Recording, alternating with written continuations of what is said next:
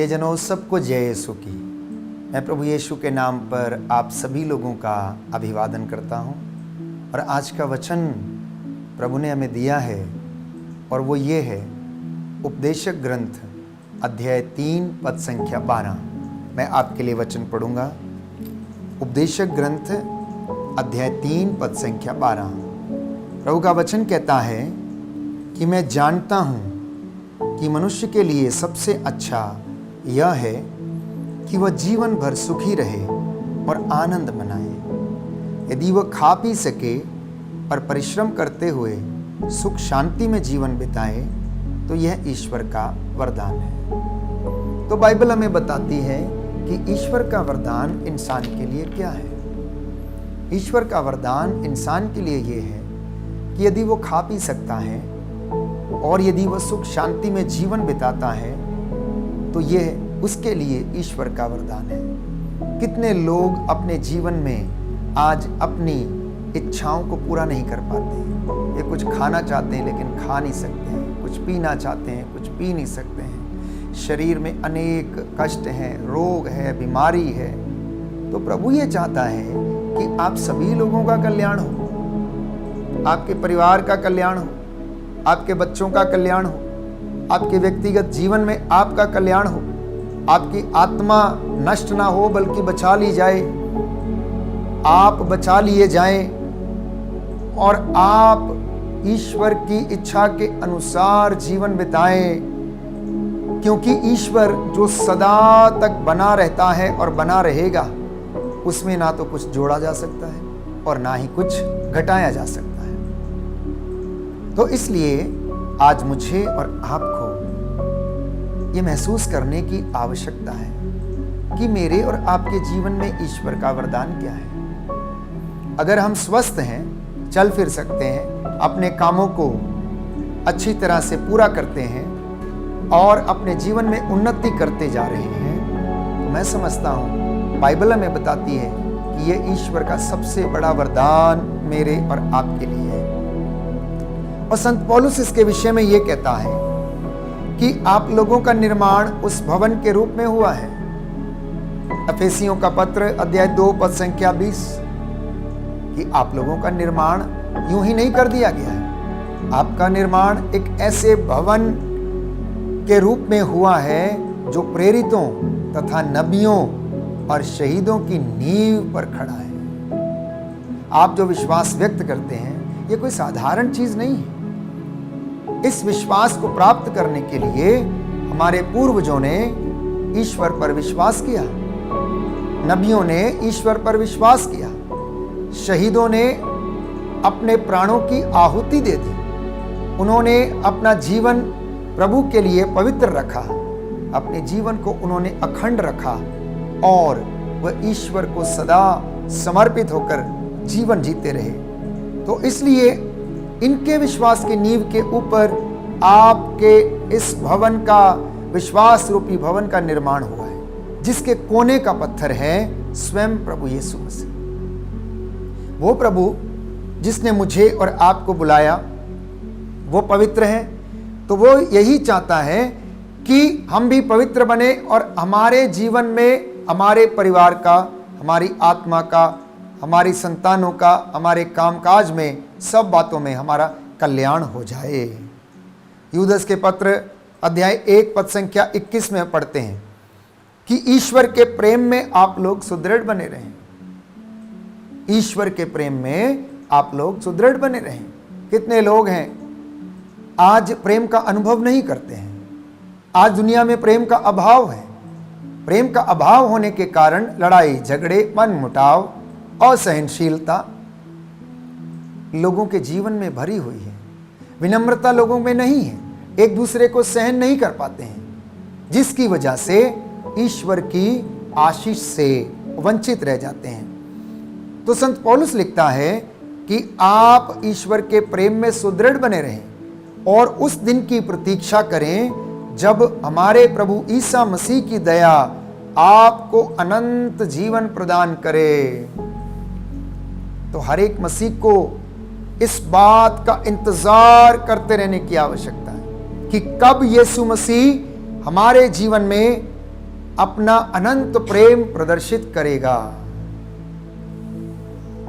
यूहन्ना का 3 पत्र पद संख्या 2 में हम पढ़ते हैं कि ईश्वर पुनः एक बार अपनी इच्छा व्यक्त करता है और यह कहता है कि सब बातों में तेरा कल्याण हो, आत्मा की तरह शरीर भी तेरा स्वस्थ रहे।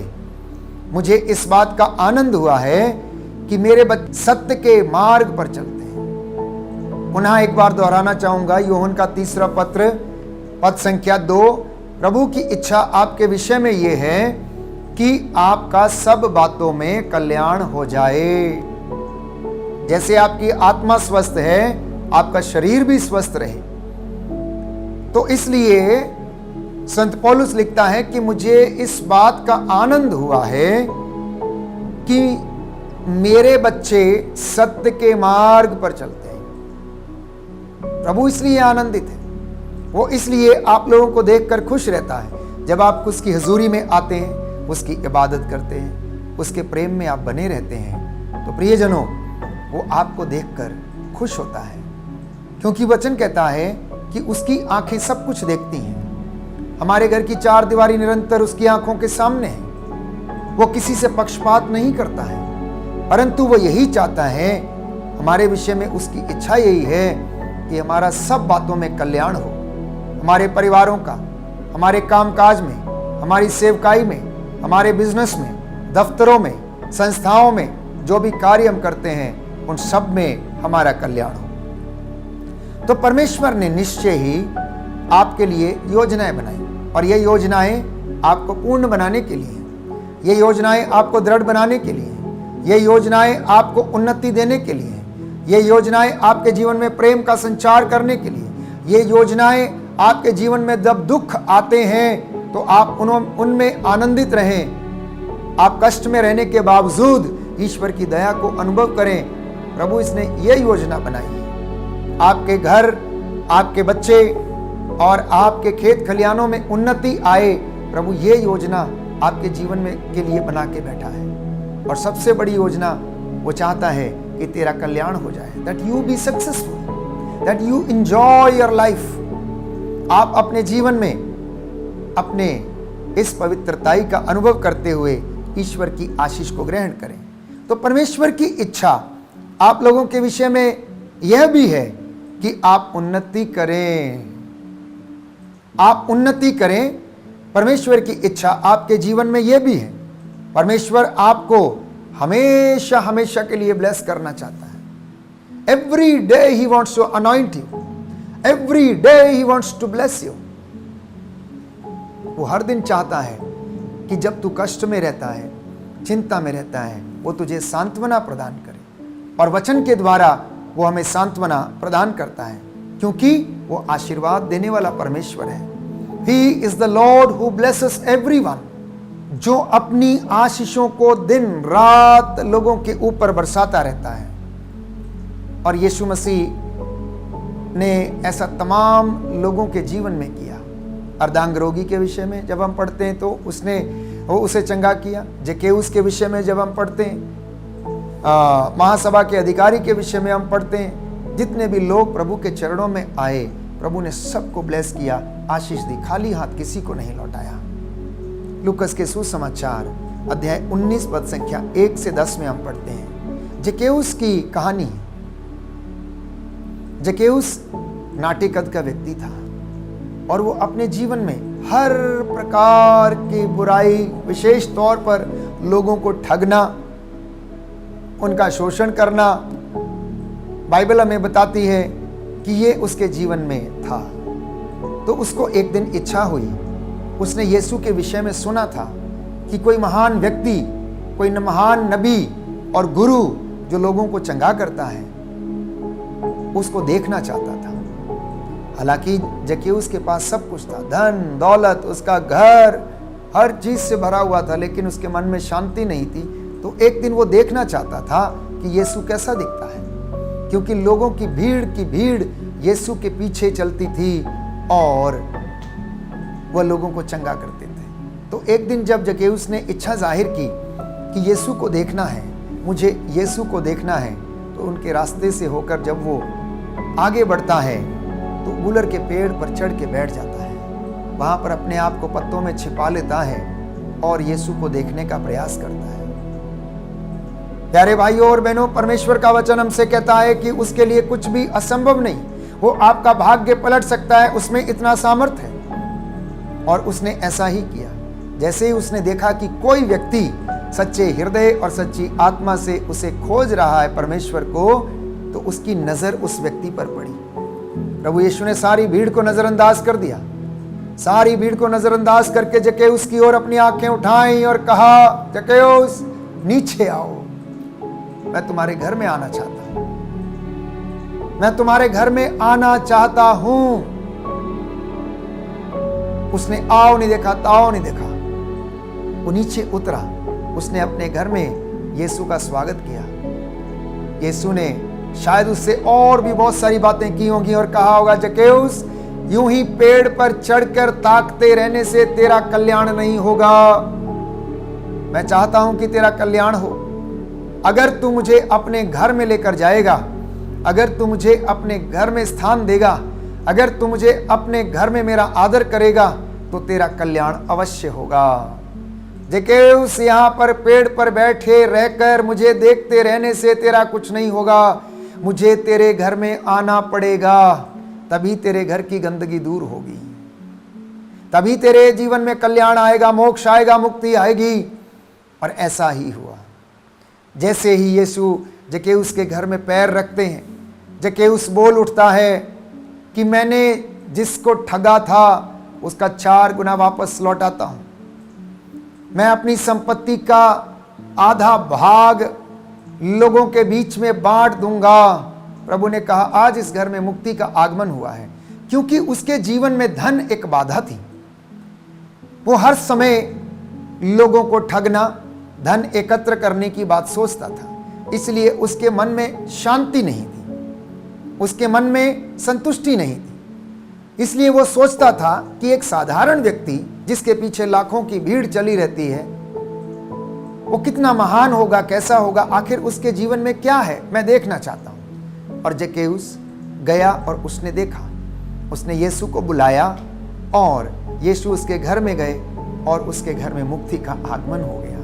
इसलिए प्रियजनों, प्रभु का ये वचन आज मेरे और आपके लिए स्पष्ट करता है। एक एक व्यक्ति का नाम लेकर प्रभु कह रहे हैं कि तुम्हारा यूं ही हालेलुया बोलते रहने से कुछ नहीं होगा, मुझे तुम्हारे घर में आकर रहना पड़ेगा।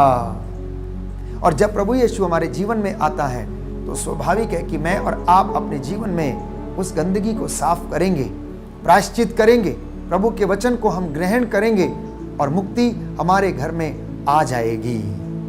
वचन हमें बाइबल हमें देती है सूक्ति ग्रंथ अध्याय 10 पद संख्या 12 कि ईश्वर के आशीर्वाद से ही व्यक्ति धनी बनता है। ईश्वर के आशीर्वाद से ही व्यक्ति धनी बनता है। जक्केउस के जीवन में सब कुछ था, लेकिन ईश्वर के आशीर्वाद से वो वंचित था। उसके पास धन था, लेकिन असली धन नहीं था।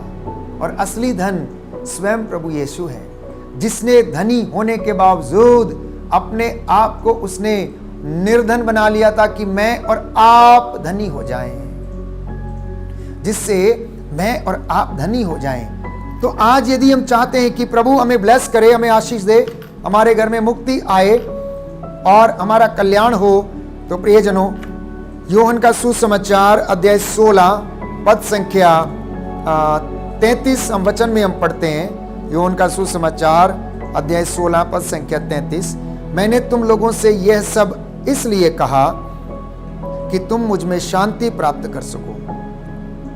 संसार में तुम्हें क्लेश सहना पड़ेगा, परंतु ढारस रखो, मैंने संसार पर विजय पाई है। तो प्रभु इस वचन के द्वारा हमें यह सांत्वना देता है कि यीशु ने इस संसार पर विजय पाई है। इसलिए प्रभु ये कहता है कि मैंने तुम्हें यह शिक्षा इसलिए दी है क्योंकि तुम धीरज रखो, धैर्य रखो। इस संसार में रहते समय तुम्हें अनेक कष्टों का सामना करना पड़ेगा, तुम्हें अनेक क्लेशों का सामना करना पड़ेगा, अनेक अत्याचारों से होकर गुजरना पड़ेगा, परंतु याद रखना, मैं संसार के अंत तक सदा तुम्हारे साथ हूं। और यह भी याद रखना कि मैंने संसार पर विजय पाई है। इसलिए बाइबल हमें बताती है, यशायाह नबी का ग्रंथ अध्याय 43 पद संख्या 19 में हम पढ़ते हैं कि देखो मैं एक नया कार्य करने जा रहा हूं, मैं एक नया कार्य करने जा रहा हूं और वह प्रारंभ हो चुका है। क्या तुम नहीं जानते? क्या तुम नहीं देखते? मैं मरुभूमि में मार्ग बनाऊंगा और उजाड़ प्रदेश में पथ तैयार करूंगा। जंगली जानवर, गीदड़ और शुतुरमुर्ग मुझे धन्य कहेंगे, क्योंकि मैं अपनी प्रजा की प्यास बुझाने के लिए मरुभूमि में जल का प्रबंध करूंगा और उजाड़ प्रदेश में नदियां बहा दूंगा। ये वचन आज मेरे और आपके जीवन में पूरा हो जाए। अनेक बार हमारे जीवन में कष्टों के कारण, परेशानियों और चिंताओं के कारण हमारा जीवन निरुत्साह हो जाता है, मरुस्थल के जैसा हो जाता है, मरुभूमि के जैसा हो जाता है। तो प्रभु ये कहता है प्रियजनों कि मैं तुम्हारे इस उजड़े चमन में फिर से हरियाली ला दूंगा, मैं देखो नया बना दूंगा, क्योंकि मैं वो परमेश्वर हूं जो सब कुछ नया बना देता हूं। प्रकाशित वाक्य अध्याय 21 पद संख्या 5 में हम पढ़ते हैं कि प्रभु ये कहता है कि मैं वो प्रभु हूं जो सब कुछ नया बना देता हूं। इसलिए अगर कोई यीशु में है तो संत पौलुस कहता है वो नया है। कुरिन्थियों का दूसरा पत्र अध्याय 5 पद संख्या 17 संत पौलुस कहता है कि अगर कोई मसीह में आ गया है, अगर कोई मसीह को पहचान गया है तो वो नई सृष्टि बन गया, पुराना सब कुछ समाप्त हो गया, पुरानी बातें सब बीत चुकी हैं और नया उसने शुरू कर दिया है। और प्रभु कहता है देखो मैंने वो शुरू कर ही दिया है, शुरू कर ही दिया है। इसलिए प्रियजनों आज का ये वचन जो प्रभु ने हमें दिया हमारे जीवन में पूरा हो जाए। हम इस बात को अपने जीवन में आत्मसात करें कि हमारे जीवन से हम सब कुछ पुराना त्यागने की कोशिश करें। जब तक हमारे जीवन से पुरानी बातें नहीं जाएंगी तब तक हम अपने जीवन में यूं ही कष्ट में जीवन बिताते रहेंगे। तो कुरिन्थियों का दूसरा पत्र अध्याय 8 पद संख्या 9, उसकी निर्धनता से हम धनी बन गए। वो धनी था लेकिन उसने अपने आप को क्या कर दिया? निर्धन बना दिया। इस कदर निर्धन बना दिया कि उसके शरीर के सारे वस्त्र भी उससे उतार लिए गए और उन्हें निर्वस्त्र करके क्रूस पर चढ़ा दिया गया। उन्हें मारा गया, थूका गया उनके मुख पर, घूंसे मारे, लात, कोड़े, जो कुछ जल्लादों से हुआ उन्होंने सब कुछ किया और वो कराता रहता था। उसका चेहरा जो इतना सुंदर था, स्वर्गदूत जिसे देखने के लिए तरसते थे, प्रियजनों इतना कुरूप हो गया था कि अब वो गंदा हो गया था। उसने अपने आप को निर्धन किया, उसने अपने आप को गरीब कर लिया ताकि उसकी निर्धनता से आप और मैं धनी बन जाएं। इसलिए बाइबल आज के विषय में एक अंतिम वचन मैं आपसे साझा करना चाहूंगा। सूक्ति ग्रंथ book of proverbs chapter 20 verse 30, प्रहार घाव की बुराई को दूर करता है, मार खाने से अंतरतम शुद्ध होता है। जानते हैं बाइबल क्या कहती है कि अगर हमारे शरीर पर कोई प्रहार हो जाता है तो उसका जो घाव है वो बुराई को दूर करता है। जो ताड़ना हमें मिलती है उससे बुराई जीवन में दूर होती है। अगर बच्चे को छड़ी लगाई जाए तो वो बुराई से शायद दूर रहेगा, वहीं पर मार खाने से अंतरतम शुद्ध होता है। यीशु ने मेरे और आपके लिए मार खाई ताकि मेरा और आपका अंतःकरण, आत्मा, हमारा अंतरतम शुद्ध हो जाए। क्या आप बुराई में जी रहे हैं? क्या आप एडिक्शन में हैं? क्या आप नशे में हैं? क्या आप व्यभिचार में हैं या किसी प्रकार की ऐसी अश्लील हरकतों में हैं जिसकी वजह से आशीष से आप वंचित हैं? यदि ऐसा है तो पुरानी बातें जाने दीजिए, पुराना सब कुछ उतार कर फेंक दीजिए। अगर आपने मसीह को धारण किया है तो आप नए बन गए हैं, और अगर कोई व्यक्ति नया बन गया है तो पुराना सब कुछ समाप्त हो गया है। प्रभु हमें आशीष दे। आज का वचन मेरे और आपके जीवन में 100 गुना फल लाए और हमारे जीवन में उद्धार आए। आमीन।